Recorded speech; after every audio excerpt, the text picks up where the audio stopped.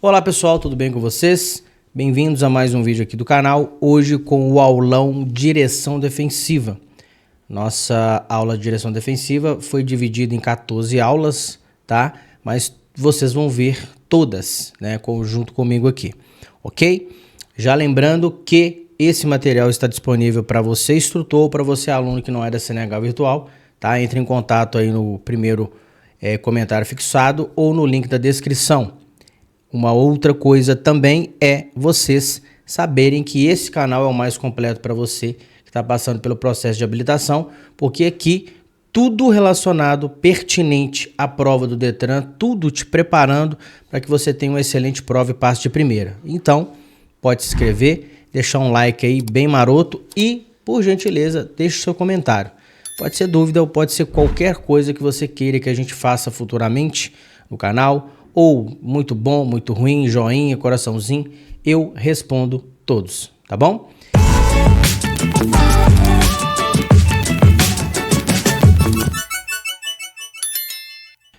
Bom, pessoal, vamos à nossa primeira aula. Olha que material bonitão. Bom, como eu disse, são 14 aulas, tá? Inclusive, no final de cada aula, eu estou deixando algumas perguntas para vocês que vocês podem responder nos comentários. Dúvidas também, eu vou aceitar e também vou responder todo mundo. Então, na primeira aula aí, pessoal, vamos a ela. Vou tentar ser o mais simples, breve, objetivo e conclusivo, tá bom? Bom, pessoal, a direção defensiva, ela é um conjunto de técnicas, procedimentos com atitude. A direção defensiva é quando você aplica procedimentos e técnicas que vão fazer com que você não se envolva em ocasiões de risco, não provoque situações de risco e mesmo que elas aconteçam, por você estar praticando a direção defensiva preventiva, você vai minimizar ou até mesmo eliminar toda a chance de acidente naquele local. Minimizar o estrago físico ou material, tá? Então, a direção defensiva completamente é isso. Então, aqui está escrito que é o conjunto de técnicas e procedimentos utilizados pelo condutor com o objetivo de prevenir ou minimizar os acidentes de trânsito e suas consequências. Eu falei para vocês aqui de uma forma mais completa, tá? O condutor defensivo, sim, abre mão do próprio direito, tá? Para priorizar a segurança, o bem-estar e a vida. Nós vamos saber um pouco mais sobre o perfil de condutor defensivo logo logo. Nas características de um condutor defensivo. O condutor defensivo, ele deve ser educado, gentil, cortês. É difícil? Eu não disse que não é fácil. Errou! Quer dizer, eu não disse que é fácil, eu disse que é possível, tá? Conhece e respeita seus direitos e deveres. Legal. Prefere a segurança ou a razão? Não. Preferência é minha, ele que se dane. Não. A preferência é minha, mas eu vou facilitar, eu vou diminuir a velocidade ali para que ele passe. Geralmente é um bom cidadão. Por que geralmente? Quem assistiu aí o desenho do Pateta lá do Sr. Williams e do Dr. Walter? O Walter é o cidadão exemplar, nossa, trata todo mundo bem. E o Sr. Williams, quando ele entra no carro, ele vira outra pessoa. Então tá aí, para vocês verem. Geralmente é um bom cidadão, tá? Respeita a lei de trânsito, é prudente, sensato e amigo. Eu acho que isso aqui não precisa de explicação, não. É isso aqui mesmo. Tipos de direção. Pessoal, nós temos 3 tipos de direção. Nós temos a preventiva, a corretiva e a agressiva. Qual que é o tipo de direção defensiva? A preventiva, tá? Aquela que antecipa o risco, baixa o risco, exige pouca habilidade, porque você vai ter tempo, espaço, visibilidade para fazer a sua manobra, porque você já preveu, né, aquele perigo, e é recomendada. A direção preventiva é uma técnica de condução cujo objetivo é evitar acidentes de trânsito, baseando-se na antecipação de possíveis perigos. Aí vem prever, para se prevenir, a preventiva. Ou seja, a direção preventiva consiste em dirigir de forma mais consciente e cuidadosa, a fim de minimizar ou eliminar os riscos de acidente. Top! Vamos para a próxima. Corretiva. Já ficou laranjado, viu aí, né? A corretiva, você não antecipa o risco. Lembre-se de um corretivo quando você estuda, né? Tá escrito lá, errei. Pega o corretivo. A corretiva é a mesma coisa. Você tenta corrigir um erro, na iminência dele já está acontecendo. Então, é bem complicado. Você não antecipou o risco o risco é muito alto, exige muita habilidade, porque você vai ter que fazer tudo no curto espaço de tempo e também de distância, não é a recomendada. A direção corretiva é aquela que exige, a corretiva é aquela exigida quando o condutor precisa agir com rapidez para corrigir uma situação de perigo que não foi antecipada. Ou seja, se vira, você não preveu.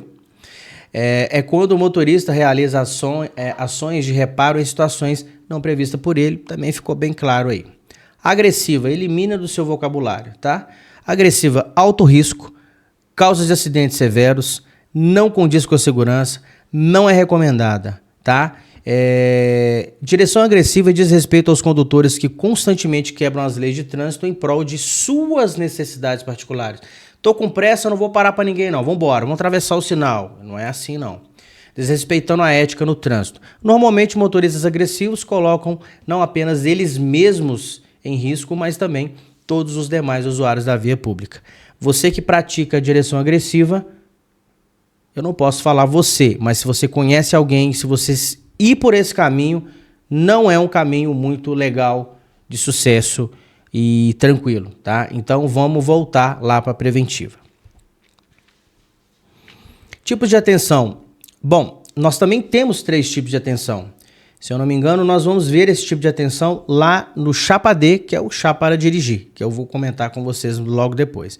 Existem vários tipos de atenção. Vamos contar 3, tá? Dispersiva, a fixa e a difusa, ok? Vamos colocar aqui que a dispersiva, né? A atenção dispersiva é a mais errada possível, ok?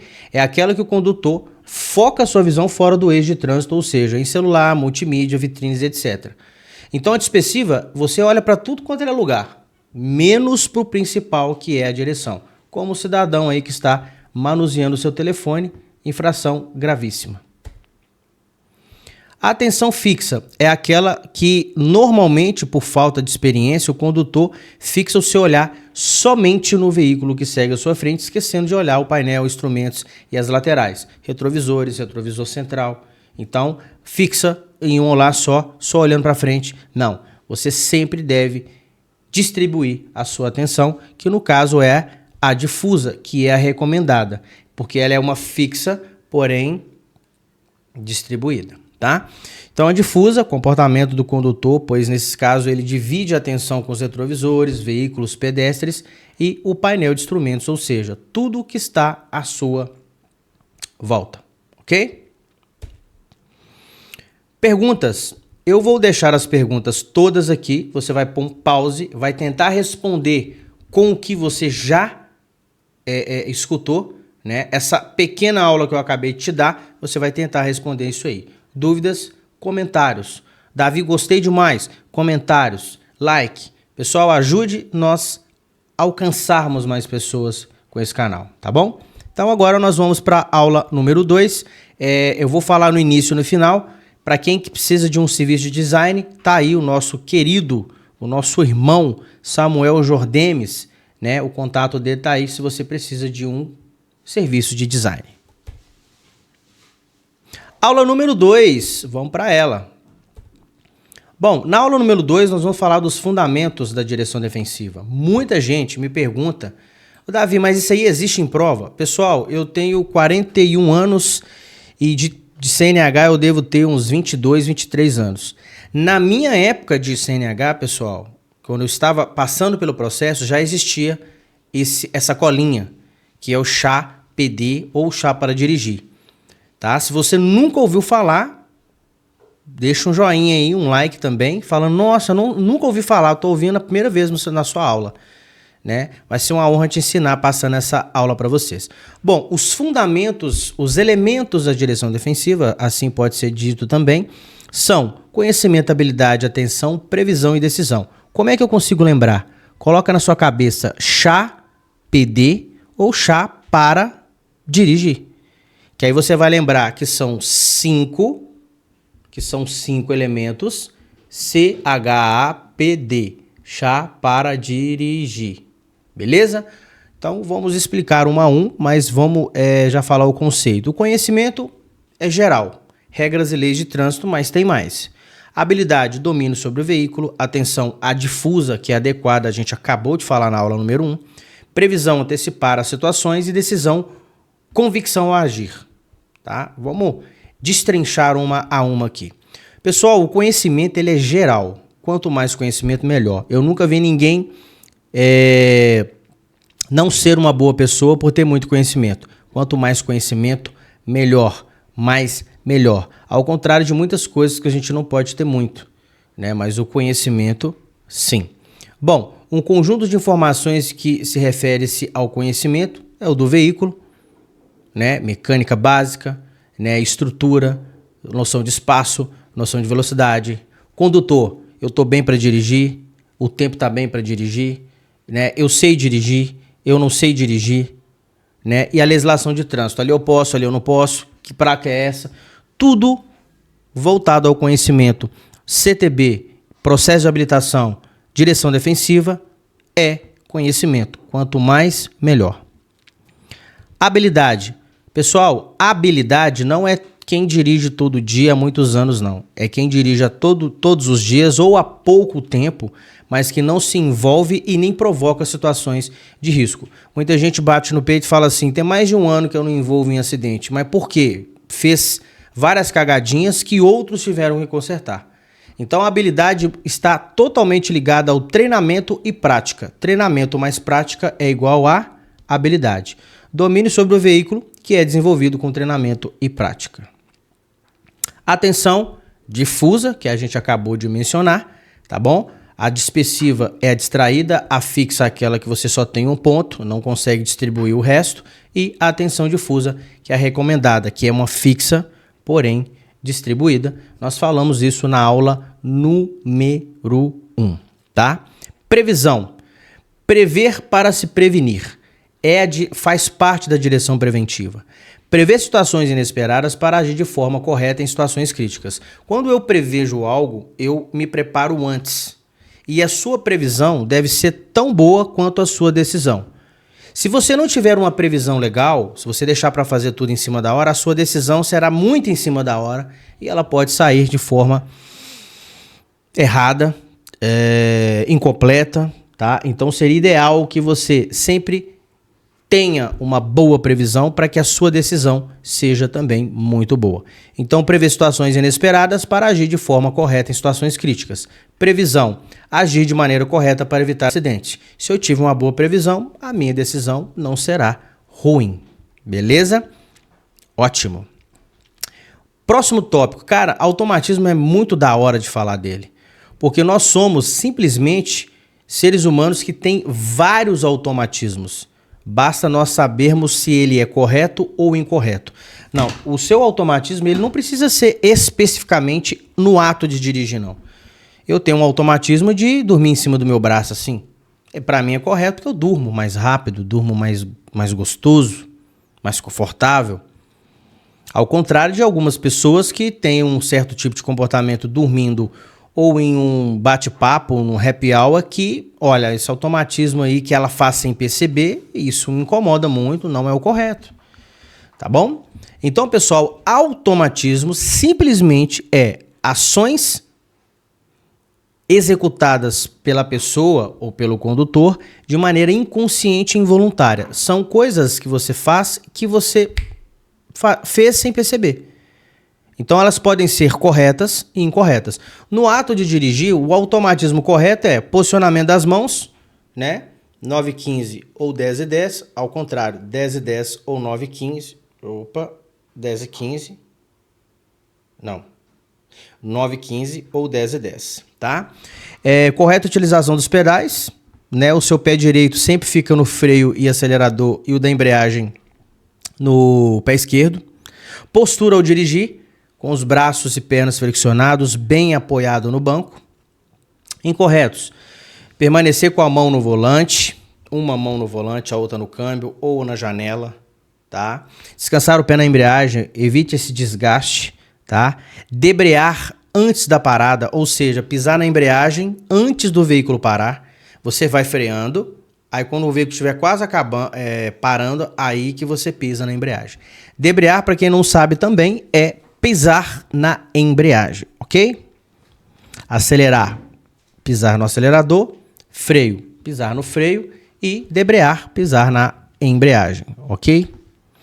Bom, aqui tem alguns desenhos de correto, 2 mãos no volante, né, utilizando os equipamentos, né, obrigatórios do veículo nos momentos oportunos.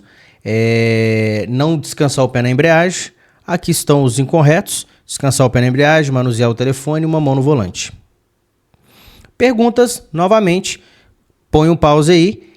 Sobre a aula que eu acabei de ministrar para vocês, tentem responder, né, sem olhar o lugar nenhum. Isso aqui já é um treinamento. Dúvidas, deixe nos comentários. E se essa forma que eu estou passando para vocês agora é melhor do que a outra. Davi, continua. Davi, eu não gostei. Davi, faz isso.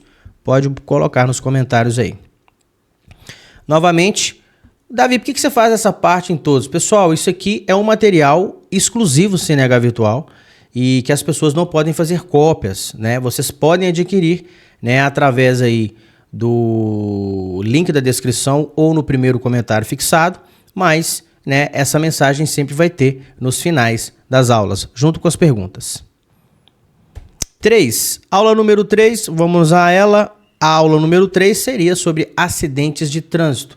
Acidente de trânsito, né, no meu ponto de vista, a cada dia que se passa, aumenta mais tanto o número e também a gravidade deles, tá? Então, normalmente, nos casos de acidentes, as pessoas procuram identificar ou perguntar quem é o culpado pelo acidente, quanto a pergunta correta seria o que poderia ter sido feito para ele não acontecer. E é verdade, viu, pessoal? A maioria hoje dos acidentes é a pessoa falando: não, você está errado, não, é você. Aonde deveria ser o seguinte: aconteceu, machucou, tudo certo, vamos resolver isso aí depois. Mas aqui, o que a gente deveria ter feito para ter evitado esse acidente? Por isso que hoje nós temos 2 tipos de acidente. Nós temos o inevitável e o evitável. Vamos dar uma lida aqui rapidinho e depois eu explico. Evitável. O evitável é aquele que aconteceu, mas você teria como evitar. Por exemplo, é aquele em que o condutor deixou de fazer algo que razoavelmente, né, poderia ter feito para evitar o acidente. Ou seja, você deixou de fazer algo. Eu vou dar um exemplo. Acidentes em cruzamento. Se os dois estivessem diminuindo a velocidade antes de entrarem no cruzamento, independente de quem tivesse a preferência ou não, ele não teria acontecido. Inevitável já é aquele acidente que você faz tudo para que ele não aconteça, mas infelizmente ele acontece, porque não está no seu poder e nem no poder dos outros evitá-lo. Como, por exemplo, é aquele em que, apesar do condutor fazer tudo para evitar o acidente, ele ocorre, tá? Então, quais são os acidentes inevitáveis? Nós temos aqui, pessoal, todo acidente é considerado evitável, exceto, ou seja, todos os acidentes da face do planeta são evitáveis, exceto 4. Mal súbito, crianças ou animais na pista e o fenômeno da natureza. Beleza? Todos os outros são considerados evitáveis, tá? Mal súbito. O mal súbito é uma condição que pode afetar pessoas de todas as idades e ambos os sexos. Sim, independentemente do seu estilo de vida, saudável ou não. Ele é caracterizado pela perda da consciência, ligada principalmente a problemas cardiovasculares ou no cérebro, derrame, ataque cardíaco, infarto e etc. Então, pessoal, o mal súbito, independentemente de você ser uma pessoa saudável, sedentária ou não, ele pode ocorrer, por isso ele é inevitável, porque ninguém espera que vai passar mal em um determinado momento, tá? Crianças na pista, conselho papai e mãe, tá? Não segure a mão do seu filho ou filha dessa forma assim, ó. Principalmente na rua, porque se ela puxar, já era. Agora, se você pegar dessa forma, se ela puxar, você consegue ainda segurar. Às vezes o condutor está numa velocidade compatível com a segurança, com a atenção difusa, mas naquele espaçamento entre você olhar um retrovisor ou do meio, ou da esquerda ou da direita, alguém entra na sua frente, dependendo da distância, infelizmente inevitável.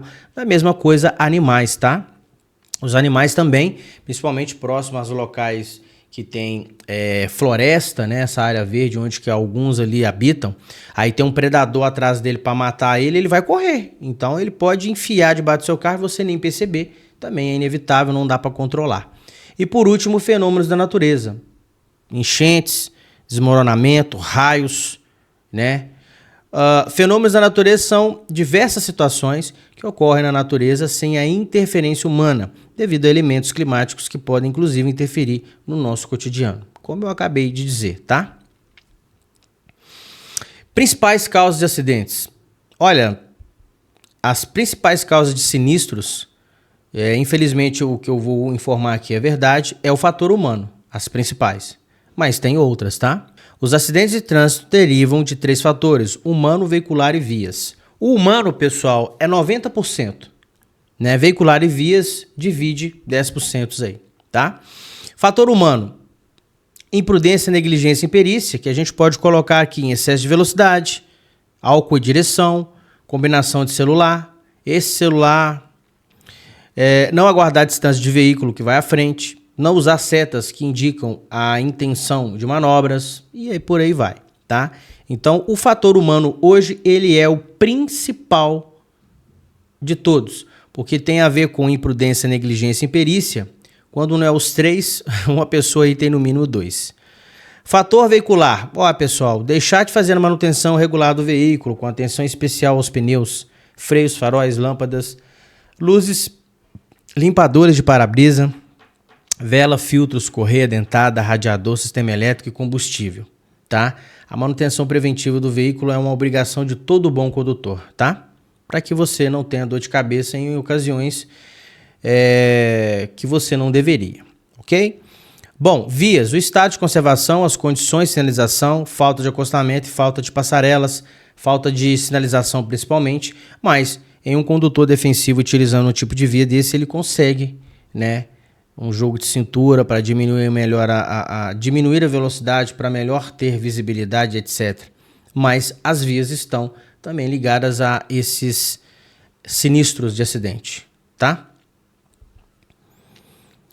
Mais uma aula foi, as perguntas estão aqui, põe um pause aí, pelo que você escutou da ministração da aula, vê se você consegue responder antes, né, de passar para a próxima, que é bem interessante, tá? E deixa nos comentários se tá legal, se tá certo, se tá errado, etc.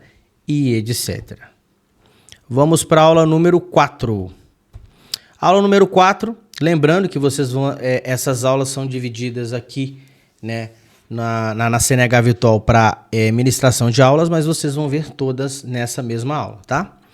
Leis da física é um assunto bem polêmico ou bem temido aí pelos que estão passando pelo processo de habilitação, mas não tem nada demais não, viu, pessoal?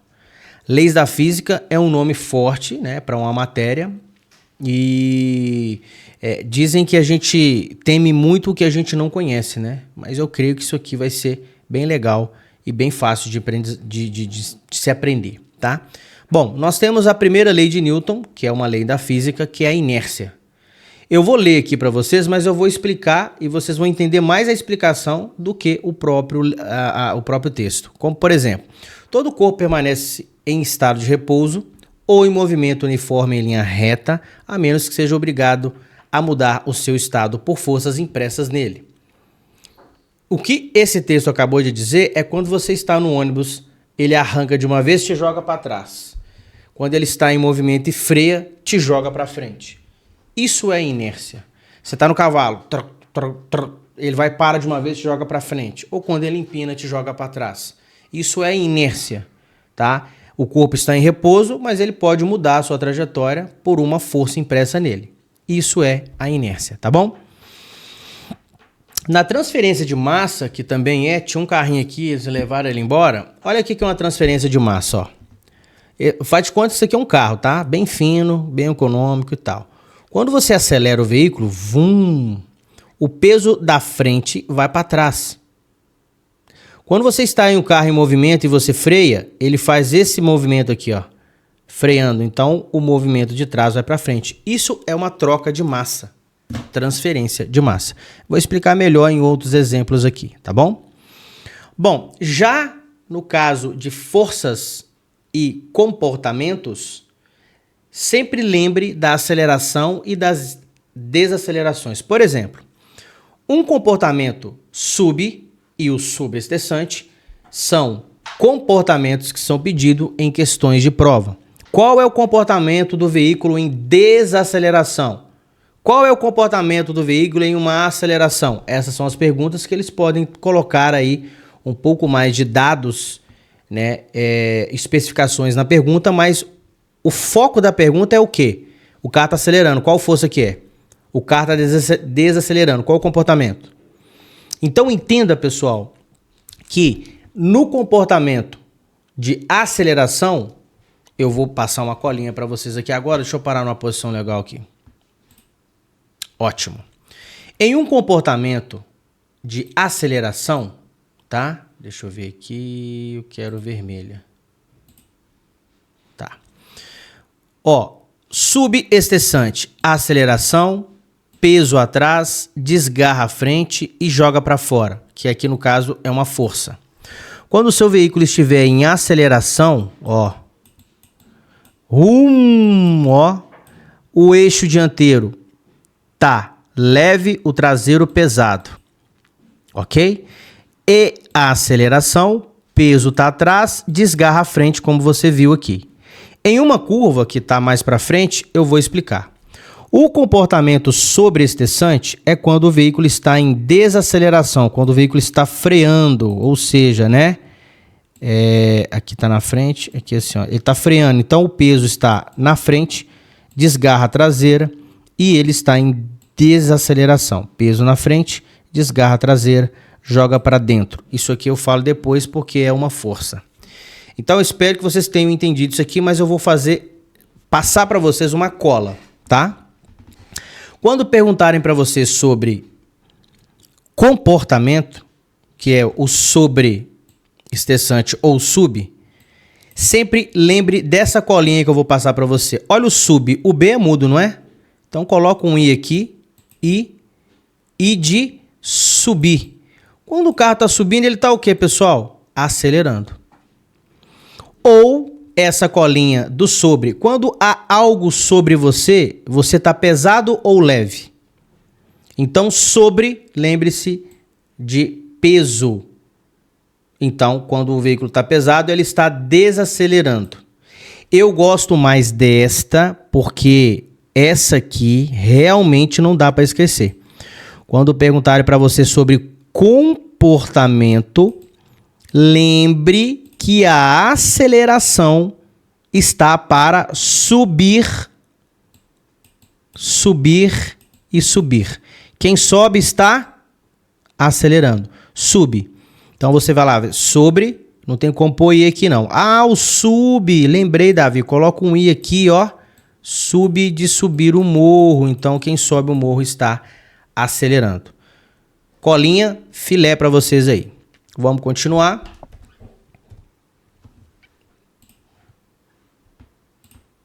Continuando. Bom, aí eu já entro agora com as forças, né? Deixa eu ver se as forças estão logo depois aqui. Ah, tem as forças aqui, ó. Bom, vamos nas forças primeiro? As forças primeiro não, são as últimas já. Deixa eu colocar essa aqui, ó. Então vamos lá. Quando nós falamos de desaceleração, o que a gente tem que... Deixa eu colocar a foto aqui. O que a gente tem que lembrar em uma desaceleração? Que o peso do veículo está na frente, está pesado aqui e leve aqui. O comportamento de desaceleração é o sobre, lembra que o sub é de aceleração, que você coloca o I de subir o morro, beleza? E é uma força centrípeta. Então perguntou sobre o comportamento, é o sobre, e perguntou sobre força, é a centrípeta. Outra colinha que eu vou ensinar a vocês. Mais uma vez, quando o veículo está em desaceleração, o comportamento dele é sobre e a sua força que joga para dentro é a peta, centrípeta. Por que joga para dentro, Davi? Imagine você fazendo uma curva e você freia, frente pesada, traseira leve. Então tende a frenagem jogar a traseira para fora e a dianteira para dentro. Se você está freando em uma curva, certamente o volante vai estar virado para cá, por isso que ele vai fazer esse movimento aqui, ó, para dentro. Mas por que isso acontece? Porque a frente está pesada e a traseira leve. Vamos lá explicar agora na de força centrífuga, tá? Voltou aqui, pessoal, não tem problema não. Vamos lá na força centrífuga.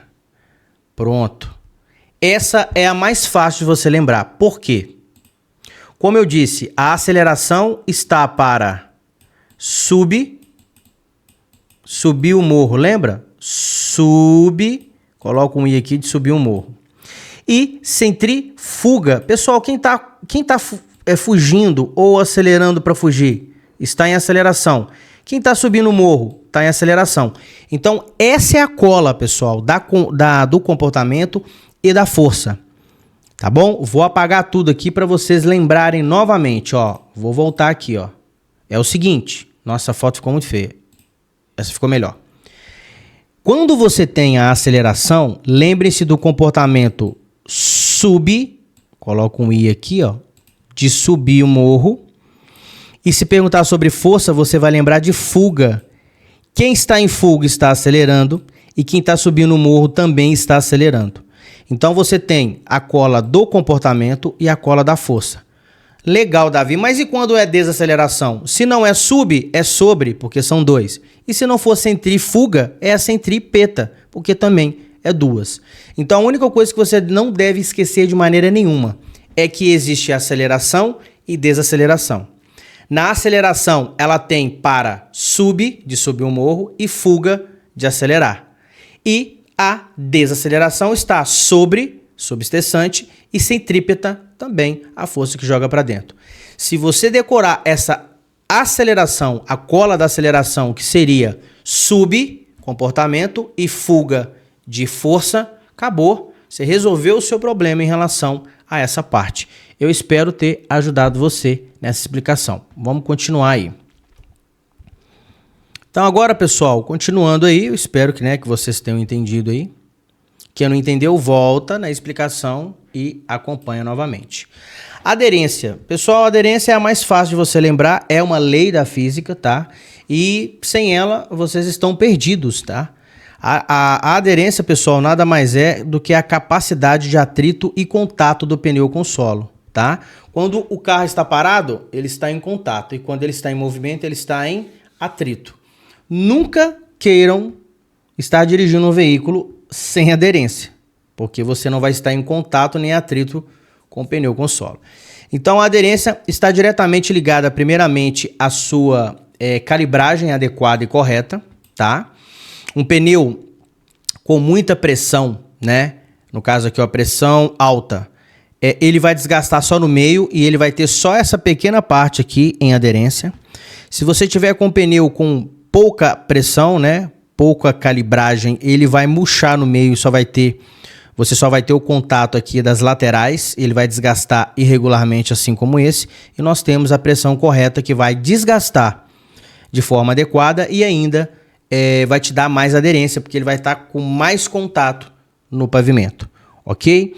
Lembrando que além da calibragem, você também tem a conservação do pneu, tá? Existe o TWI, que é essa válvula aqui, ó, ela tem uma altura de 1,6 milímetros, tá bom?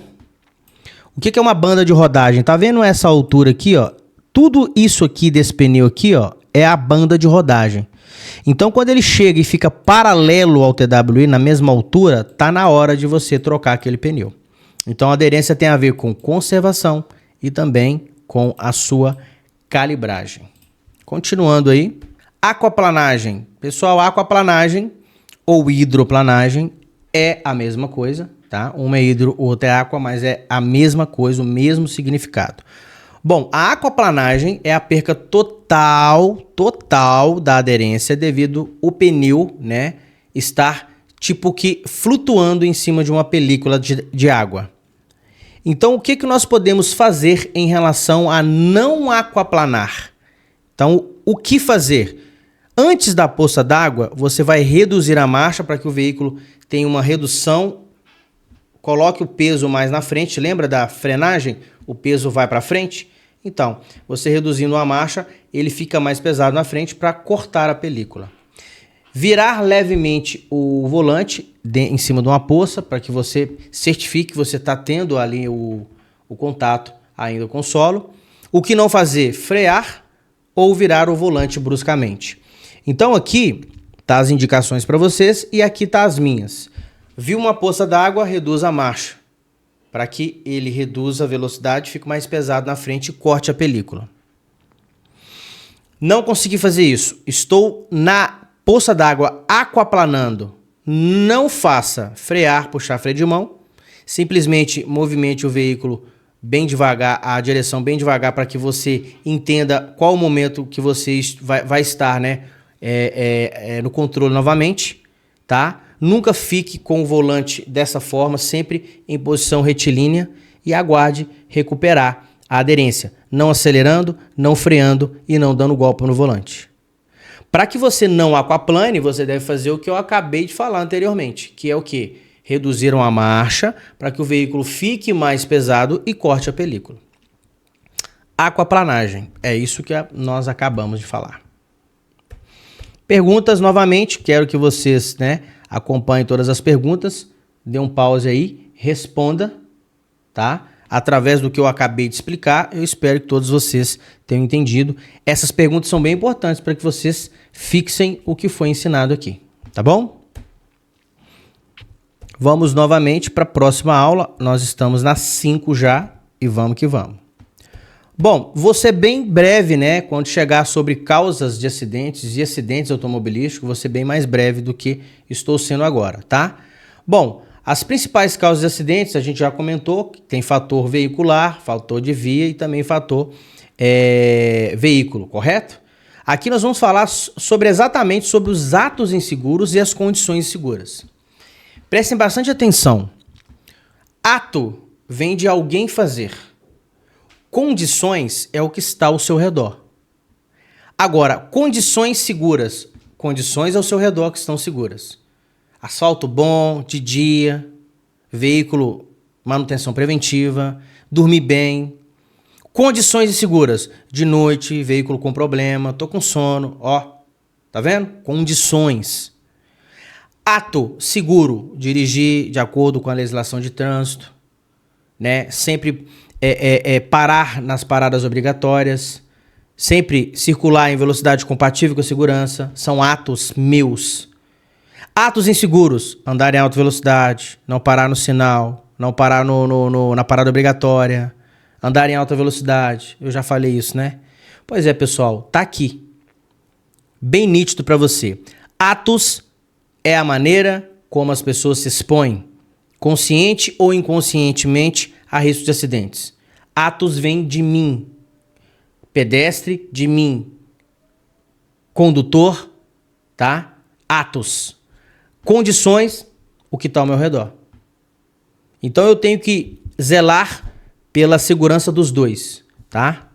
Então, os atos inseguros do condutor, né? Imperícia, negligência e imprudência. Imperícia, falta de habilidade, treinamento e domínio do veículo. Eu não sei. Qual marcha que eu tô agora? Será que eu ponho o cinto? Nossa, eu não sei. Será que eu devo diminuir aqui ou depois? Nossa, o carro tá esquisito. Eu tenho que ligar o carro primeiro, depois pôr o cinto? Eu posso... Entendeu? Pessoas que têm aquelas dúvidas mais inocentes possíveis. São essas as imperícias. Falta de habilidade e de conhecimento do veículo.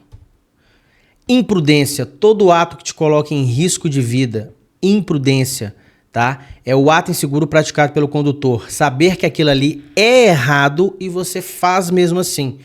Parada obrigatória, sinal vermelho, excesso de velocidade é uma delas. E a negligência, pessoal, é o descaso ou desleixo diante de uma condição adversa do veículo ou do condutor. O que é isso? Não tô nem aí, não dá nada pra mim. Não sei o que, não sei o que. Por exemplo, o cara tá dirigindo com sono. Ô, migão, dorme aí, dorme aí porque você tá dormindo. Não tem problema não, nós estamos chegando. Carro soltando barulho e fumaça e óleo pra tudo quanto é lado. Migão, esse carro tá caindo nos pedaços. Não tem problema não, eu vou vender mesmo. Entenderam? desleixo ou descaso com algo sério que você simplesmente não está ligando.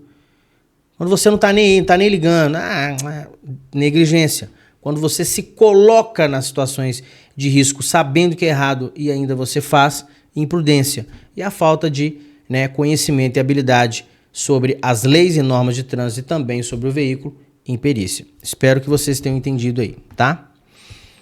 O que é uma frenagem? Eu fico, às vezes, um pouco incomodado de saber que as pessoas não sabem que frenagem de emergência, derrapagem e travamento de rodas são coisas totalmente diferentes.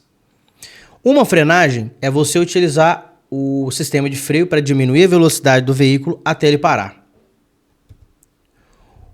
Uma frenagem de emergência é quando você tem que utilizar o sistema de freios mais bruscamente, mas de forma que você pare o veículo no menor tempo e espaço possível, sem travar as rodas. Por quê? Uma frenagem de emergência é uma coisa, travamento de rodas é outra. O que é travamento de rodas? O travamento de rodas é quando você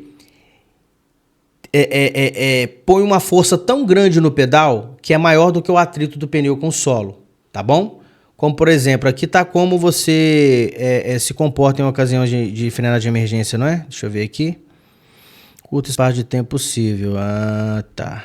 Bloqueio o corpo. Isso aqui já é o ensinando como você deve se portar dentro de uma frenagem de emergência. Agora, o travamento de rodas, como eu acabei de mencionar para vocês, é quando você opera uma força tão grande no pedal do freio que chega a ser maior do que o atrito do pneu com o solo. E aí a roda trava. E aí você fica no voo livre, né? Freado, travado, você continua indo ou para lá ou para cá ou reto.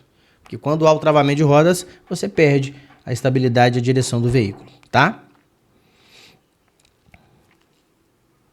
Bom, o que eu devo fazer em uma frenagem? Utilizar o sistema de freio da melhor maneira possível. Em uma frenagem de emergência, é eu saber fazer até o ponto de não travar as rodas. E o travamento de rodas, quando ele acontece? Eu não posso, de maneira nenhuma, deixar com que a roda continue travada. Então eu vou aliviar o pé para que eu recupere a estabilidade e a direção do veículo. Beleza?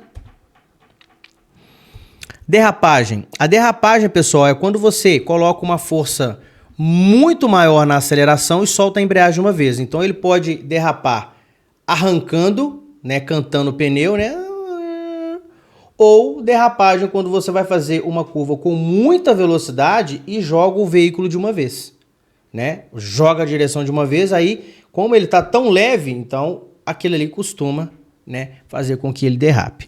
Então a derrapagem, entenda, é o deslocamento do veículo da sua trajetória devido à perca ou redução da aderência dos pneus com o solo, tá? Tira o pé do acelerador e jamais pise no freio. Gira o volante para dentro da curva. Após sair dela, acelere gradativamente ou progressivamente.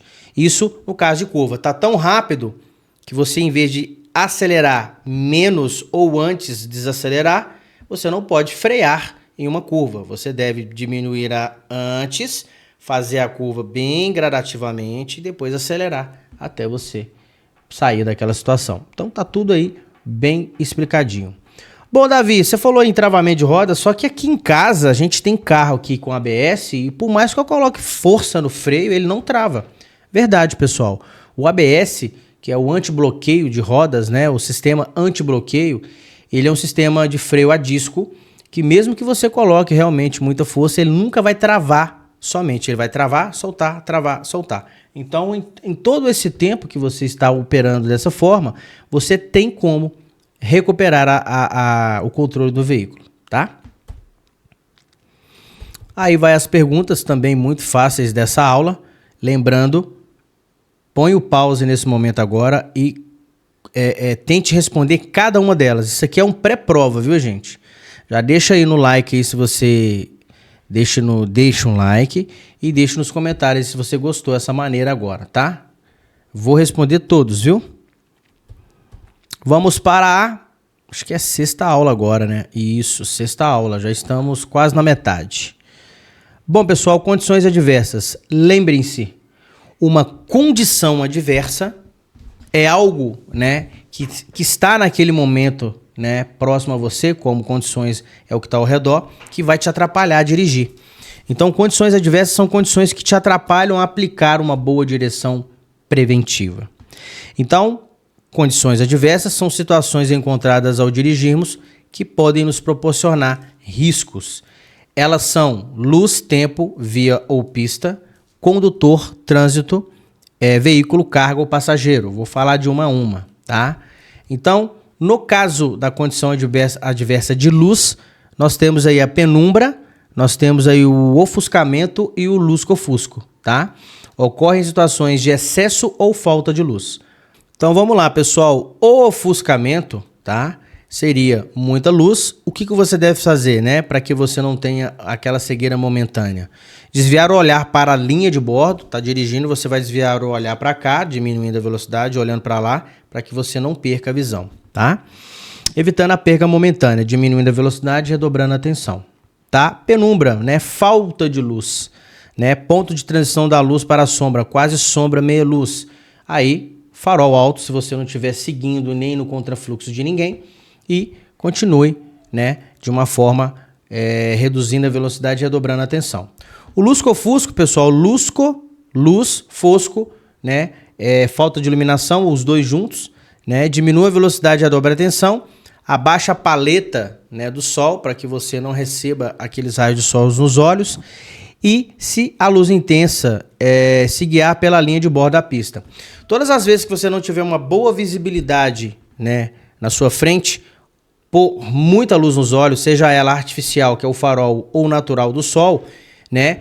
No caso do sol, abaixa a paleta. No caso de luz muito forte, você lateraliza a cabeça para a direita e siga a linha de bordo, diminuindo a velocidade e redobrando a atenção para que não ocorra nenhum tipo de risco ali de acidente, tá? Bom, condições adversas de tempo ou clima, né? Nós temos a chuva, neblina, cerração, calor, frio, ok? Então, chuva, né? Redobre a atenção, acione a luz baixa do seu veículo, aumente a distância de segmento do outro, né? Do veículo à sua frente, reduzir a velocidade, não freie de forma brusca, né? Observação, piso molhado reduz a aderência dos pneus. As velocidades, né, têm que ser reduzidas e os pneus devem estar em bom estado de conservação. Neblina e cerração. Novamente, acenda a luz, farol baixo ou luz de posição. Aumente a distância do veículo da frente. Reduza a velocidade. Não use farol alto, tanto na chuva ou na neblina ou na cerração. Se você usar o farol alto, você vai aumentar, né, a falta de visibilidade, porque a luz vai refletir as gotículas de água. Então, luz de posição ou farol baixo e reduzir a velocidade e passar de maneira segura, tá? Pare em local seguro, como um posto de abastecimento, se a chuva, a neblina ou a cerração estiver muito intensa. Ventos fortes. Reduz a velocidade para o veículo ficar mais pesado, tá?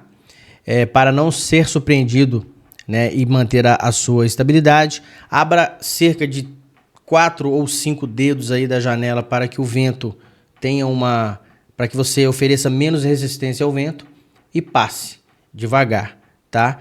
Quanto mais alto o seu veículo, mais tem a tendência de você, infelizmente, aí, se envolver em ocasião de risco. Então, o melhor é parar em local seguro, mas é seguro mesmo. Se não, dirigir de forma devagar até você arranjar aí um local adequado para parar. Aí nós temos algumas perguntas. Novamente falo, as perguntas põe pausa e responde. Ok? Vamos à próxima, continuando ainda falando de tipos de condições adversas, tá? Bom, condições adversas de via e pista. Vegetação na pista, falta de acostamento, buracos, problemas de engenharia. Declive. Quando você tiver um declive muito acentuado, veículos de grande porte. Reduzir a marcha, freio de motor. E a mesma marcha que você subiu, você deve descer. Veículos grandes. Veículos menores, testar os freios antes e descer engrenado.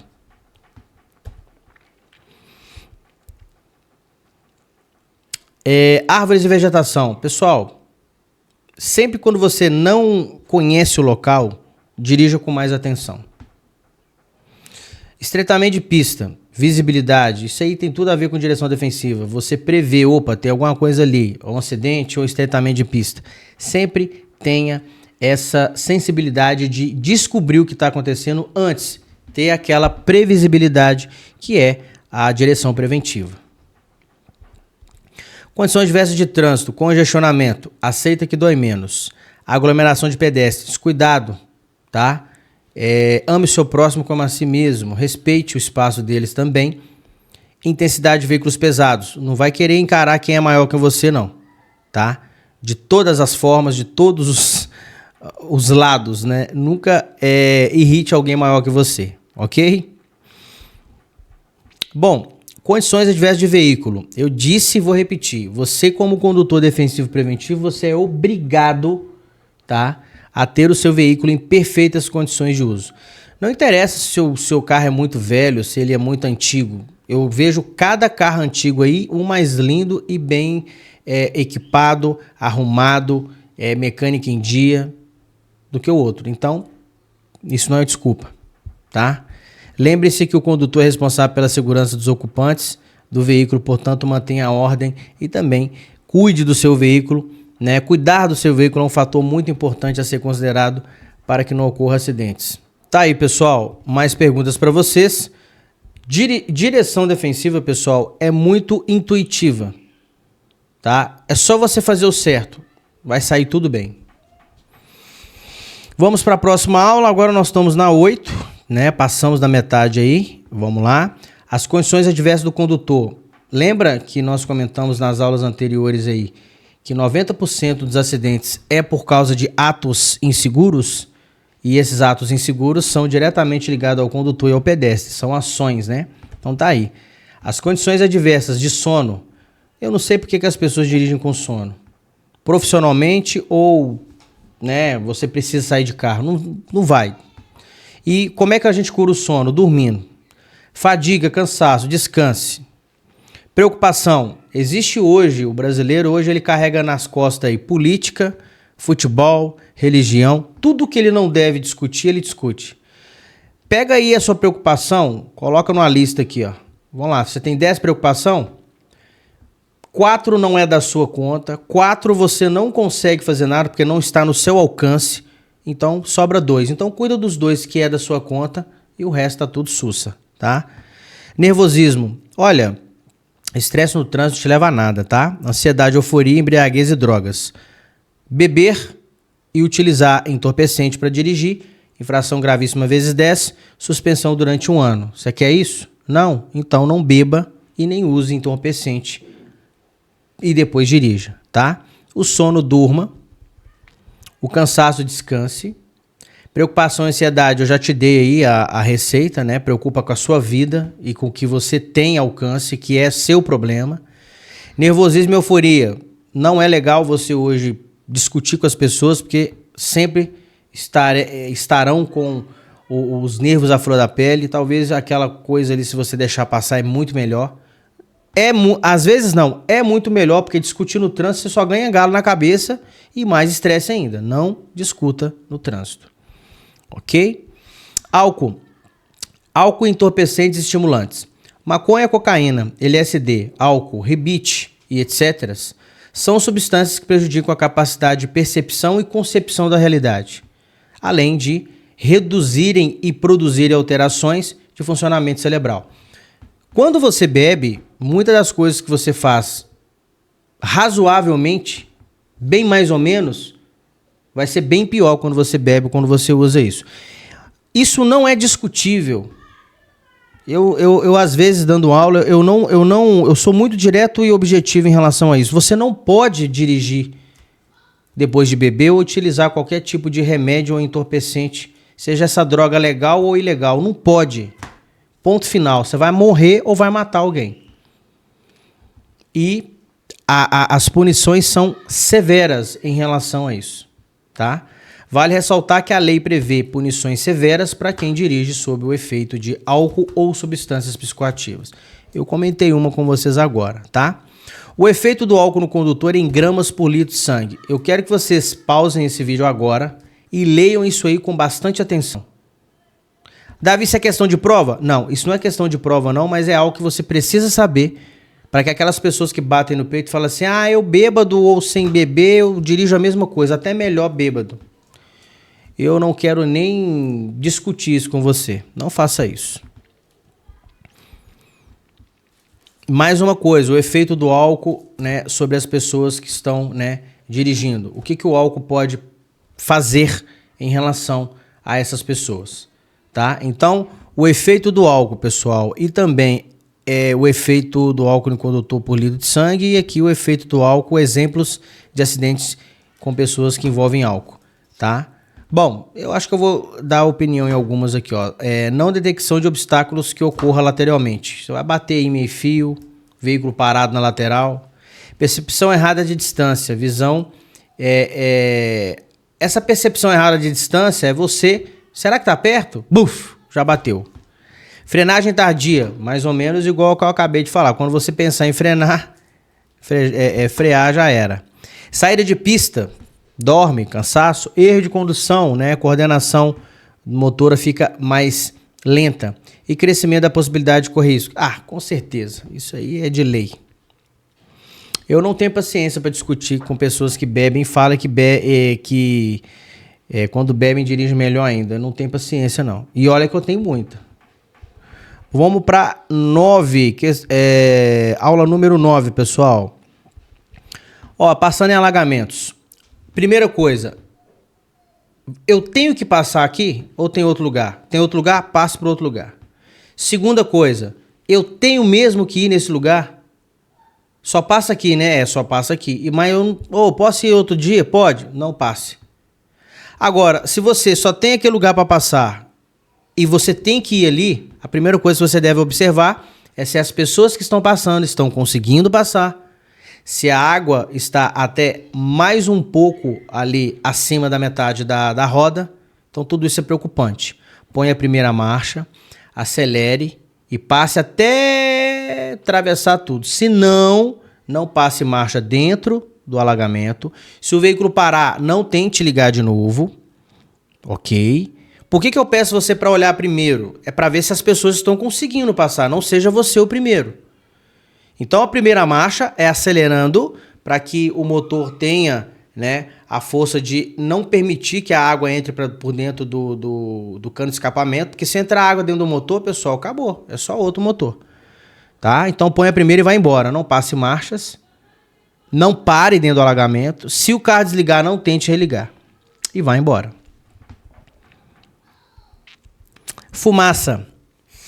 Nunca passe numa fumaça que você não vê além. Tô vendo uma fumaça, não tô vendo além. Pisca alerta, desloco para o local seguro ou faça um retorno de forma segura também. Mas, se você consegue ver além, liga o farol, passe devagar, nunca pare dentro da fumaça e vá embora. É inacreditável de ver muitas pessoas cortando, né, passando dentro de fumaça quando não vê além, o que tem além. Eu só passo aonde que eu consiga ver o além, do outro lado, né?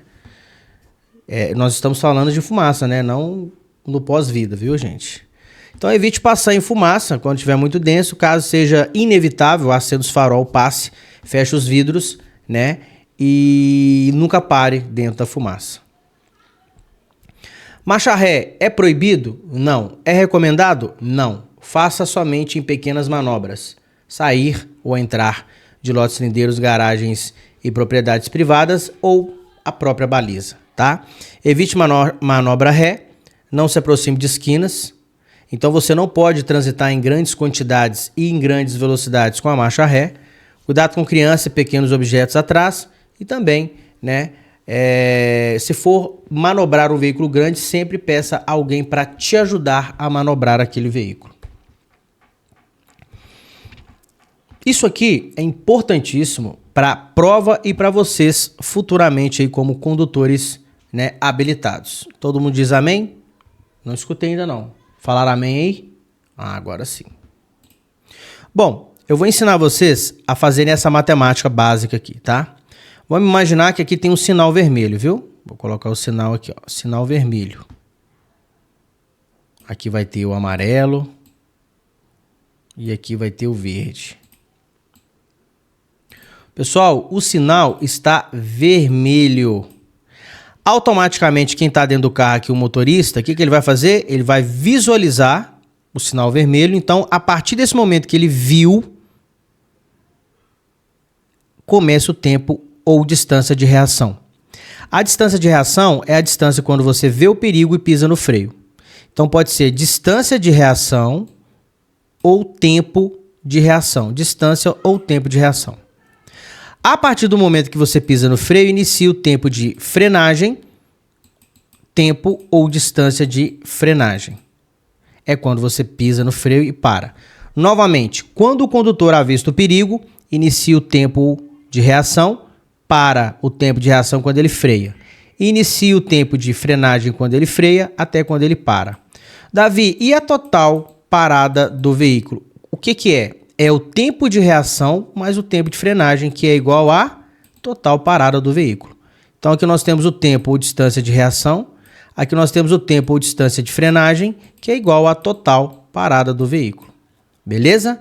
Quem não entendeu isso, faça o favor de voltar no vídeo e entender, porque vai tirar muita dúvida sua futuramente aí na sua questão. Nas suas questões antes prova e também na sua prova, tá?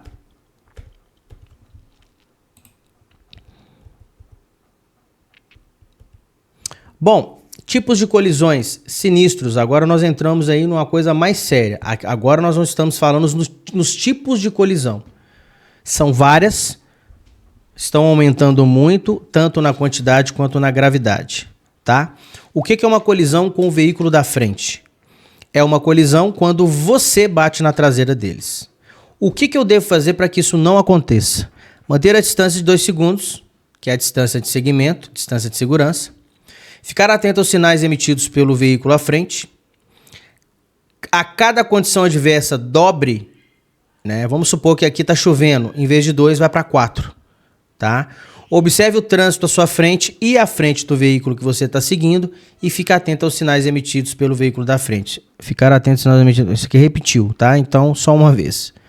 Beleza? E a colisão com o veículo da frente é quando você bate na traseira dele. Não confunda isso, tá? Tem muita gente que confunde, no caso aí, a colisão com o veículo de trás. A colisão com o veículo de trás, que no caso aqui agora é isso, é alguém bater na sua traseira. Então, quando alguém bate na sua traseira, para que isso não aconteça, não freie bruscamente, facilite a ultrapassagem, tá? Defina o seu trajeto daquele dia com antecedência. Beleza? Sinalize sempre com antecedência. Sempre, tá? Davi, todo mundo que bate na traseira tá errado? Sim, exceto quando você provoca essa colisão traseira, tá? E é na colisão traseira, pessoal, é que ocorre o efeito chicote. Então, cuidado aí com o seu, né? Nós vamos falar de equipamentos obrigatórios, que é o encosto de cabeça, tá? O encosto de cabeça é aquele que evita o efeito chicote, que é esse, tá? Quando você está com uma distância correta da cabeça do condutor, aqui ó, tá vendo? Essa aqui tá correta, ó. A altura na metade dos olhos e o distanciamento aí de 3 a 5 centímetros.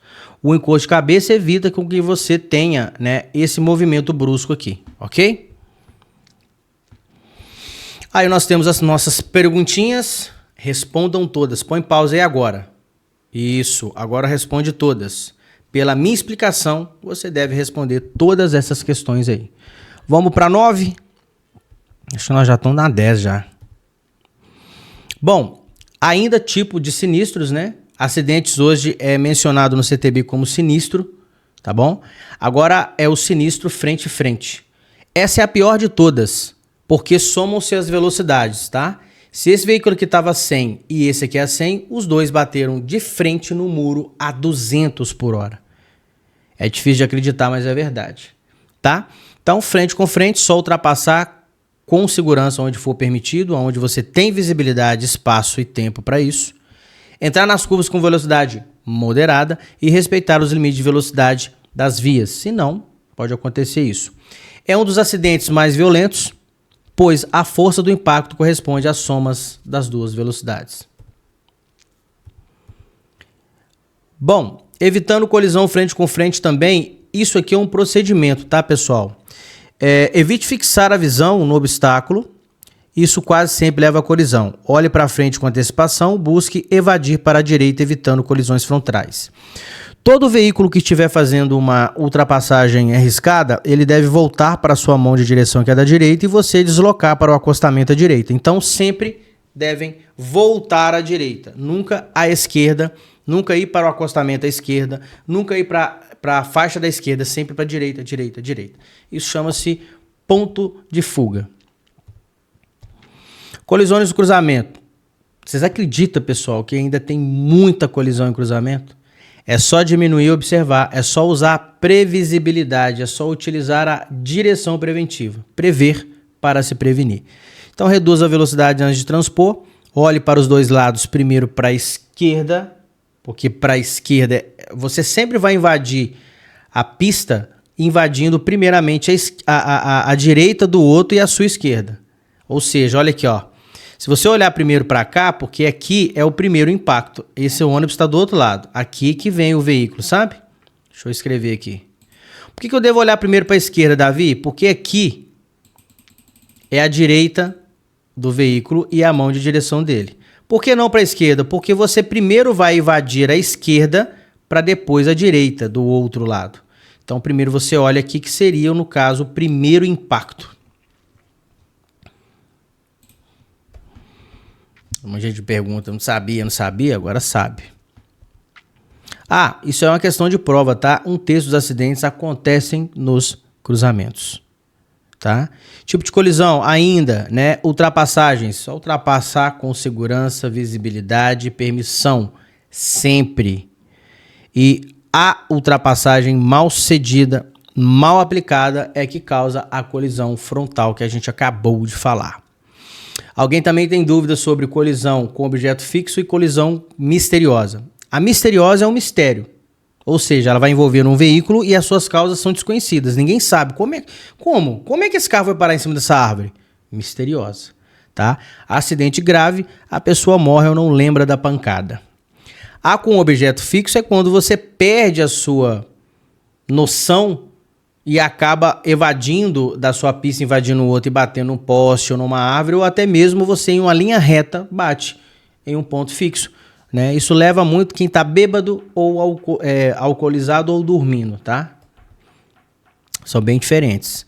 Mais umas perguntas para vocês, não deixem de responder isso. Põe pausa aí. Aí, isso. Respondeu todas? Bora para a próxima. 11. Bom, colisão com ciclistas. Bom, ciclistas têm direito de utilizar a pista de rolamento? Tem. Quando não houver ciclovia ou ciclofaixa. Como eles devem utilizar a pista de rolamento? Na faixa da direita ou no acostamento. No sentido do fluxo. Em fila indiana, um atrás do outro. Com os equipamentos capacete, retrovisor esquerdo, luzinha dianteira e traseira e buzina. Assim ele pode utilizar a pista de rolamento. Fora isso, não. Tá? Então, respeite a distância de 1,5 metro, né? Mantenha ele no seu campo de visão e lembre-se, os veículos motorizados cuidam dos não motorizados e todos cuidam do pedestre. Colisão com pedestre. Mesma coisa. Bom, eu gostaria de pedir que os pedestres e os ciclistas parassem de ver o filme da Marvel, da DC, porque nós não somos o Batman, o Wolverine, o Super-Homem. Nós somos de carne e osso e um carro sempre, por menor que ele seja, só a velocidade pode danificar muito o nosso corpo. O prejuízo, né, físico é muito maior e quase que total do próprio ciclista ou pedestre. Então, não encara não, pessoal. Atravesse a via ou utilize a via de forma segura e consciente, tá? Todos os veículos são responsáveis pela segurança do pedestre, sim, mas tem um que não tá ligando. Assim como tem pedestre que atravessa a via, vê o carro aproximando e vira a cara. Eu olho dos dois lados e ainda atravesso o mais rápido possível ainda. Então dê sempre preferência aos pedestres, seja educado com o pedestre, respeite a faixa do pedestre. Mas o pedestre também tem que respeitar a vida dele. E também ter respeito com os demais usuários da via, né? Não é todo carro que vai parar não, tá? Como e por que acontecem os atropelamentos? Falta de atenção, desleixo, descaso, celular, esse pessoal que pensa que é super-homem. Ah, ele tá me vendo. Ah, o outro, será que ele não tá me vendo não? E aí, puf, acontece. Colisão com animais, principalmente em áreas rurais, onde tem aquela placa lá, cuidado, animais ou animais selvagens, diminua a velocidade, sempre tenha mesmo uma atenção redobrada, tá? Geralmente acontece em vias rurais, são as rodovias, né? Diminua a velocidade ao avistar o animal e evite buzinar e acenar para ele não assustar e ficar ou ir contra você, né? Ir ao seu encontro. Colisão com motociclistas. Pois é, pessoal, os motociclistas hoje vem aumentando e muito, né, os acidentes, até porque muita gente inexperiente está pegando moto para trabalhar e isso é muito arriscado, tá? Antes de pegar uma moto para trabalhar, pessoal, você tem que ter uma certa bagagem, uma certa experiência com veículos de 2 ou 3 rodas, tá? Então, sobre o motociclista, aumenta a distância de segmento dele, não dispute espaço com ele, dê passagem para ele pela esquerda, né? Facilite, né? Olhe com muita atenção antes de mudar de faixa, olhadinha tática para que você não derrube ele, né? Cuidado ao abrir a porta, você motorista ou você passageiro, né? Para não pegar também nos pedestres da calçada e não confie somente nos retrovisores, movimento da cabeça, ok? Perguntas, respondam todas em todas as aulas. Mais uma aulita que agora é a 12. Vamos para a 12. Colisão com trem. Vocês acreditam que acontece colisão com trem? Pessoal, é inacreditável, mas você acredita que existe muita colisão com trem? Olha o tamanho do trem, olha o barulho que ele faz, olha a diferença de via, uma linha férrea para uma via e ainda acontece. Eu fico de bobeira. Nas minhas aulas eu passo um vídeo com mais de 4 minutos com colisão com trem, não dá para acreditar. Antes de passar, né, antes de transpor aquela linha férrea, tá? Pare, olhe e escute. É muito barulhento, geralmente o espaço é muito grande para você perceber. Jamais atravesse os sinais, né, se estiverem fechados, né, cancela ou sinal fechado, e não mude de marcha durante a transposição da ferrovia. Pessoal, existe um campo magnético na linha férrea que se você passar a marcha em cima da linha férrea e o carro morrer, você não consegue ligar de novo. Então, põe a primeira marcha e atravesse até o fim. Colisão, no caso aí, com veículos grandes. Eu não tenho problema com isso, tá? Da mesma forma que ele é grande, ele é forte e ele é veloz. Então, se você for ultrapassar, ultrapasse e desenvolva o seu veículo. Não dispute espaço e não fique freando na frente dele. Falo isso porque eu já fui profissional de veículo grande e eu já tive muitos acontecimentos praticamente ridículos em relação a veículo menor querer disputar espaço, velocidade, né? O veículo é grande, pessoal, mas ele tem muita força e ele tem muita velocidade também. Então, respeite o espaço dele. O que você for fazer, faça consciente e desenvolva o seu veículo, tá? Abalroamentos, né? Aquela colisão lateral assim, ó. O cara tá indo para lá, ó. O cara vai fazer isso, você vai fazer isso. Abalroamento, ó. Aquelas colisões laterais. Nunca dispute espaço. Nunca dispute a mesma faixa de trânsito com outro veículo, tá? Respeite a distância lateral de segurança de 1,5 m. Execute as suas conversões dentro da sua mão de direção. Tem gente que abre a curva para virar à direita. O cara fala, esse cara tá indo para lá, então eu vou aqui. Aí, pum, abalroamento. E redobre a atenção nos cruzamentos, tá? Ergonomia. Pessoal, tem gente que tem muita dúvida sobre ergonomia, tá?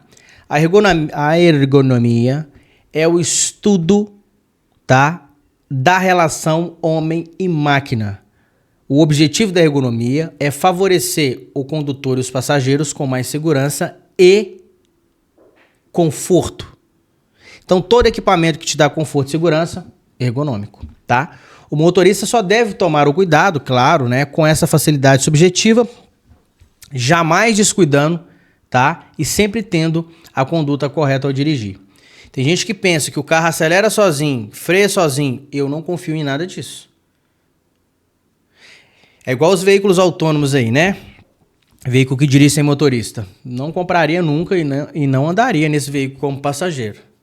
Nós somos imperfeitos. Como é que a gente vai criar uma máquina perfeita?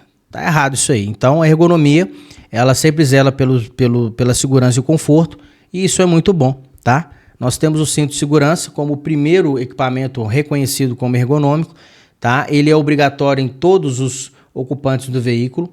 Jamais deixe nada solto, objeto, animal ou pessoa solta dentro do veículo, ok? Se você não utilizar o cinto de segurança hoje, né, no Brasil, é uma infração grave e 5 pontos na carteira. Ele é obrigatório, como eu acabei de dizer, tá bom? Hoje o cinto de segurança ele é de 3 pontos, mas há um tempo atrás ele era o torácico, que é esse somente, o pélvico, que era somente isso, aqui assim, isso aqui. Hoje ele é de 3 pontos e retrátil, então, ó, excelente, 100% seguro. O cinto de segurança não é um milagre, ele vai evitar que você seja jogado para fora do veículo ou contra as partes fixas do painel ou do veículo, né? Então deve ser utilizado de forma correta, como grávidas, deve colocar na voltinha debaixo da barriga e entre os seios, não em cima da barriga, ok? Hoje nós temos equipamentos, né, de deslocamento para crianças, né, bebês, crianças e, né, mais para adolescente, que é o bebê conforto, 0 a 1 ano, cadeirinha de 1 a 4 anos e assento de 4 anos e meio a 7 anos. Deixa eu ver, eu acho que vai ter aqui mais para frente, aqui, peraí.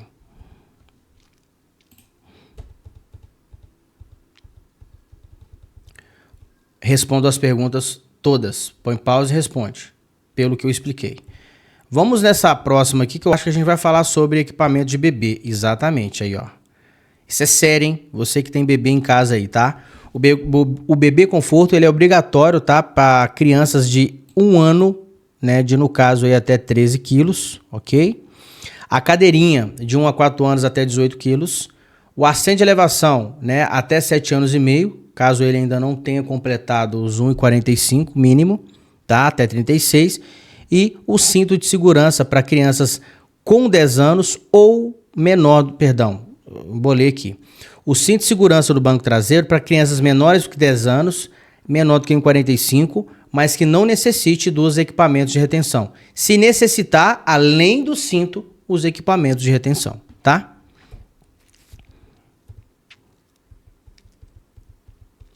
Posicionamento dos equipamentos de retenção. O bebê conforto sempre vai ser com a criança voltada o rostinho para o vidro traseiro e os demais para o vidro dianteiro. Por quê? No meu ponto de vista e pelo que eu estudei, é para que esse bebê até 1 ano, ele está com formações de órgão. E a inércia, ao contrário, pode ter um retardo ou então uma má formação. Eu não vou duvidar, então eu vou utilizar o meu bebê, né, com o olhar, com o rostinho voltado para o banco traseiro. Banco traseiro não, vidro traseiro. E os demais para o vidro dianteiro. Bom, transporte de crianças menores do que 10 anos e menor do que 45, banco de trás. 10 anos ou 1,45, banco da frente. Eu não vou complicar isso para vocês, não. Então, é isso mesmo que eu disse. A sua criança tem 1,45, mas ela é menor do que 10 anos, pode andar no banco da frente com o cinto. A sua criança não tem 1,45, mas tem 10 anos, pode utilizar o banco da frente, desde que ele use o equipamento de retenção, que seria, no caso, aí, o assento de elevação, no banco da frente. Agora, não tem nenhum dos dois, banco de trás. Idades correspondentes ao que eu acabei de explicar, cada um com o seu equipamento de retenção. Beleza? Transporte de animal. Como eu disse, nenhum objeto e nenhuma pessoa, nenhum ser humano pode utilizar o veículo sem estar preso ao cinto de segurança. Bolsa, bola de sinuca, bola de boliche, volante, computador, notebook, não pode estar solto, ou debaixo do banco, ou no porta-mala, ou no porta-luva. Animais também devem utilizar, né, o cinto de segurança, caixa de transporte, cadeiras e assentos de transporte ou grades de retenção. Nenhum animal, nenhum objeto pode ficar solto não, porque em uma inércia de uma colisão, você pode levar uma pancada. O seu cachorro, o seu gato pode pular do carro e você pode bater em outras pessoas que não tem nada a ver com o que está acontecendo. Encosto de cabeça, como eu havia comentado anteriormente, ele evita o efeito chicote. Ele é obrigatório para os veículos acima de 2022 no banco traseiro no centro. Todos os veículos de 2022 têm que ter encosto de cabeça em todos os assentos do veículo. Tem que ter 5 encostos de cabeça. Assim também, desde 2014, todo veículo tem esse equipamento obrigatório hoje, que é direção hidráulica, ABS e o airbag. Desde 2014. E desde 2022, todo veículo deve ter em todos os assentos, além de cinto de segurança de 3 pontos, também o encosto de cabeça. Informação quentinha para vocês aí, tá? Airbag é um balão que infla quando o sensor é acionado e ele infla para que ele evite que você tenha esse choque com as partes fixas do painel ou do veículo, tá? O airbag nada vai te ajudar se você não utilizar o cinto de segurança, tá bom? O airbag só terá a sua eficiência total quando você estiver com o cinto. Crianças, quando estiverem no banco da frente, evite colocar muito próximo ao painel. Coloque aí no mínimo de 45 centímetros para frente, beleza? Os tipos de airbag estão nessas informações, não é questão de prova, mas você deve saber que o airbag também é um equipamento obrigatório hoje, a partir de 2014, e ele deve ser, né, utilizado de forma adequada. Novamente repito, o airbag não tem a sua eficiência quando você não está de cinto. Pelo contrário, você vai ser arremessado violentamente para frente e o airbag vai abrir no seu rosto ou no seu braço ali, se você estiver com a mão, e ele vai te machucar muito. Com o cinto de segurança você só faz isso. Então, mesmo nessa ocasião, o airbag vai conseguir reduzir o impacto. Ok? Postura ao condutor. O condutor deve utilizar sempre, né, utilizar o seu veículo sentado corretamente, com todo o seu corpo apoiado pelo banco, braços e pernas flexionados, ok? Nem muito perto, nem muito longe, né? Isso vai te ajudar, primeiramente, a não ter problemas de coluna posteriormente, né, futuramente, e também te ajuda também a não ter, em curto prazo, problemas de coluna, né? Você dirige mais confortavelmente e etc. Tá bom? A posição correta ao dirigir evita desgaste físico e também contribui para evitar situações de perigo, tá? Volante sempre, né, no caso aqui, ó, 9,15 ou 10,10, tá beleza? Aí estão as perguntas, respondam todas. Pelo que eu acabei de explicar, você deve ter, né, uma bagagem para responder isso aí, ok? Eu acho que nós temos que... Última aula, pessoal. Fechamento. Bom, gostaria de agradecer você que chegou até aqui. Te peço que você se inscreva, tá bom? Acione o sininho das notificações para que você não perca nenhuma novidade. Tem muita novidade vindo aí, pessoal. Isso aqui é só o início, tá? 2025 a gente vai investir muito tempo, né, no nosso canal no YouTube para que você fique muito bem servido aí de material de ponta e de qualidade. Lembrando que esse material, para você que não é CNH virtual, entre em contato com o suporte aqui, ó. Pode ser pelo link da descrição ou no primeiro comentário fixado para adquirir todo o nosso material, que é de ponta e muito, muito atualizado, tá bom? Eu gostaria muito de pedir mais uma coisa, o like e o comentário, pessoal. Pode ser qualquer tipo de comentário, joinha, coraçãozinho, tá? Eu respondo todos. Pode ser se tá bom, se tá ruim, o que você quer para os próximos vídeos. Então você que chegou até aqui, até se você falar assim, cheguei até o final, ótimo. Manda o coraçãozinho, eu sei que você chegou até aqui. Então manda um comentário aí, pessoal. Por favor, o like, claro, que é de primeira, e o comentário, tá bom? Então, agora essa é uma aula destinada aos motociclistas que também são pertinentes à prova do Detran. Tem gente que pensa que não, mas é sim, tá, pessoal? Tá bom? Por exemplo, para o condutor de motocicletas, existe um fator de risco e eu vou oferecer para vocês uma gestão de risco, que é uma administração do risco. Então, fator de risco, mudança constante de faixa, gestão de risco. Se você estiver quando você estiver transitando na via e vai trocar de faixa, Primeira coisa, sinalizar, observar, olhadinha tática, deslocamento. Independente da quantidade de vezes que você for trocar de faixa, se você fizer esse procedimento, sinalizar, observar, olhadinha tática e deslocamento, isso não vai acontecer com vocês. Acidentes, né, em relação a fechamento, ou então você abalroar, né, encostar em outro veículo lateralmente. Outro fator de risco, velocidade incompatível com a segurança. Gestão de risco, velocidade compatível. Fator de risco, ultrapassagem pela direita. Gestão de risco, não faça isso. É permitido ultrapassar pela direita? Não.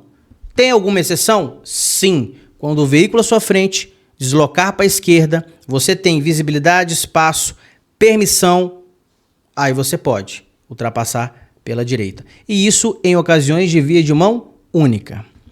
Fator de risco, não respeitar a distância de segurança. Gestão de risco, respeitar a distância de segurança. 2 segundos frontal, 1,5 m lateral. Perder-se do campo de visão dos demais condutores. Aí nós estamos falando de ponto cego, né? Jamais fique em ponto cego em vias, tá? Qual que é o ponto cego? Eu vou mostrar o que é um ponto cego depois do retrovisor, que eu vou explicar agora, tá? O que aumenta o campo de visão? O que diminui o objeto refletivo? A imagem refletiva mostra o objeto mais longe do que realmente está. Você sabe o que é isso? Isso chama-se espelho convexo. O espelho convexo é esse que te dá uma maior visibilidade e controle do seu espaço ali, ó. O espelho convexo, ele é o original dos veículos, então não troque o seu retrovisor convexo por um paralelo ou um plano ou côncavo. O plano, ele mostra a imagem real. Geralmente o plano é o retrovisor de dentro, do meio do veículo. Os laterais são esses convexos, das motocicletas da mesma forma, tá? Então o convexo é aquele que afasta, amplia a imagem e mostra aquele objeto um pouco mais distante do que ele realmente está, mas é uma distância segura para que você tenha uma visibilidade e faça aquela conversão ou aquela visibilidade daquele veículo de forma adequada para você fazer as devidas manobras. Ok? Bom, pontos cegos. Motociclistas, jamais fiquem aonde que está vermelho.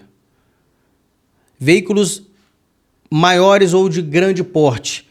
Se você estiver atrás de um veículo de grande porte, existe também as laterais, que são essas aí que você está vendo, e totalmente atrás.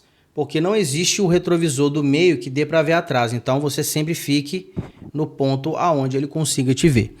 Mantenha-se atento aos pontos cegos, que são esses que eu acabei de apresentar. Fique atento na sua posição da via. Observe a movimentação dos veículos, dos demais veículos, e respeite a distância lateral. Para você de moto, para você saber que o veículo está te vendo, é quando você vê o rosto dele. Quando você está do lado dele e você consegue ver o rosto dele, quer dizer que ele consegue te ver. Fora esses pontos, quando ele não consegue nem você ver, você pode sim estar no ponto cego. Por isso que é sempre interessante, quando a pessoa for fazer qualquer deslocamento, fazer aquele procedimento que eu passei, que é, primeiramente, sinalizar, observar e olhadinha tática. Obstáculos.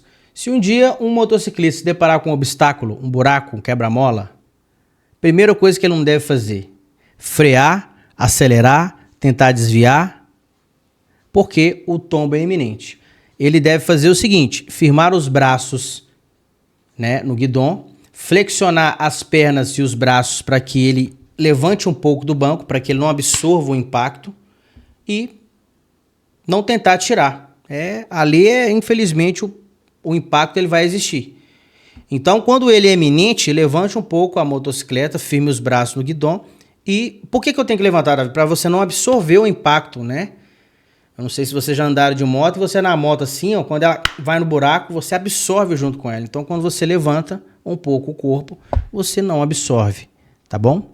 E isso quando o buraco, o impacto será iminente, né? Se você puder antes, com segurança, conseguir sair, né, fora desse buraco, desse obstáculo, tudo bem. Frenagem de motos, mais uma coisa importante que muita gente não consegue entender ou duvida.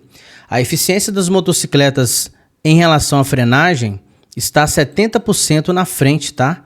Então toda roda dianteira de motocicleta, ela tem 70% da frenagem na roda dianteira, tá bom?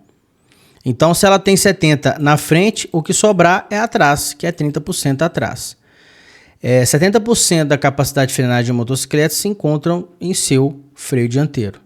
Quando você utiliza um freio, né, dianteiro e traseiro simultaneamente de forma gradativa, você pode parar uma motocicleta que está a 50 km por hora em 18 metros, tranquilamente.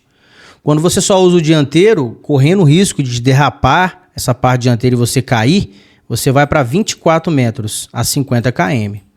E a 50 km, você utilizando só o traseiro, você leva 35.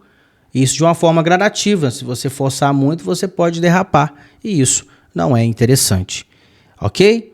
Então, para quem não sabia, a eficiência das motocicletas em frenagem é 70% na frente. Utilize os dois freios sempre, ok? Bom, equipamento de segurança é obrigatório, tá? O uso da motocicleta, se você não tiver, é grave. Dependendo da ocasião, gravíssimo, como o capacete. Além de você, gravíssimo, é uma suspensão não utilizar o capacete. Preso na jugular, com a viseira fechada ou com óculos de proteção off-road, quando você não tem, né, a viseira. Que no caso aqui, o off-road é esse aqui, ó, tipo nadador ou aquele de segurança, tá? Aquele de nadador assim, ó. Beleza? Então, atenção aí aos equipamentos obrigatórios da moto. O transporte passageiro só pode ser ele pode estar atrás de você no banco suplementar ou no sidecar, coisa que vocês não vão utilizar, além de feio, tira a estabilidade do veículo, beleza? Lembre-se sempre de certificar com a pessoa que vai utilizar com você a motocicleta para ela fazer os mesmos movimentos para vocês nas curvas, tá? Para que você não faça a curva para a direita, vá para a direita e o cara para a esquerda e vocês vão reto. Sempre passa essas informações. Transportar crianças menores do que 10 anos em motocicleta é uma infração gravíssima e suspensão também, tá? Não confundam com a resolução passada, que era de 7 anos. Agora é 10 anos e ponto. 10 anos no mínimo. Cruzamento, eu acho que nós já falamos de cruzamento, mas para motocicleta é bem mais perigoso, porque às vezes o cara já está chutado, quando ele chega no cruzamento que ele vai frear, não pode, tá? Sempre reduz a velocidade e fica atento às posições de outros veículos, ok? Curvas. Pessoal, a curva eu vou dar uma colinha para vocês, tá? Quanto mais fechada é a curva e quanto maior a sua velocidade, maior será a sua inclinação na curva. Por quê? É só você assistir os esportes automobilísticos de moto. Já viu aquelas corridas? Já viu o tanto que a pessoa deita? Então, curva fechada, velocidade alta, maior a inclinação. Quanto menor a velocidade e menor o raio, menor a inclinação. E tem vezes que você está tão devagar que a inclinação da moto é maior do que a sua. Então, quase devagar parando, a inclinação maior da moto. Em uma velocidade adequada, junto a curvatura, né, a inclinação é a mesma. E em velocidade maior, com o raio, né, mais fechado, maior a inclinação do motociclista. Ok? Pilotando à noite, sempre utilize roupas mais chamativas, né? Parte elétrica da moto impecável, jamais com problema, né, de manutenção de sistema elétrico, né? E não é obrigatório, pessoal, você utilizar uma roupa mais clara à noite, mas seria para você melhor, tá? Adversidades, né? Para quem hoje utiliza motocicleta, sempre é bom ter, né, capa de chuva e uma muda de roupa a mais, para se caso ocorrer aí, né, uma chuva repentina, aquela que 3 segundos você ficou na chuva, você molhou todo, e também para você se preparar para alguma coisa, quando sujar, alguém jogar alguma coisa em você, tá? Então esteja sempre com essas cartas na manga, tá bom? Reflexão. Na nossa direção defensiva, né, de todas as aulas que a gente teve aqui hoje, Se existe alguma maneira de tirar proveito de um acidente de trânsito, é aprendendo como agir para evitar que ele se repita. Aconteceu uma vez com você ou com alguém, você já tem ali uma experiência para fazer com que, se ocorra novamente essa situação, você sabe como sair dela, né? Ao dirigir, não seja autoritário ou impulsivo, ou impositivo, ou intolerante, né? Ao contrário disso, tente ser educado, gentil, cortês. E dê sempre prioridade à vida. Pessoal, essas são as perguntas da última matéria que a gente acabou de passar. E eu, naturalmente, agradeço a todos vocês por ter chegarem até aqui. Like, comentário, material, link da descrição. E se inscreva, porque esse aqui é o canal mais completo para você que está passando pelo processo de habilitação. Quem quiser o material, o link está na descrição, pessoal. E quem quiser fazer um serviço de design, o Samuca está na área aí, tá bom? Muito obrigado por você que chegou até aqui. Deus te abençoe e até a próxima, se Deus quiser. Valeu!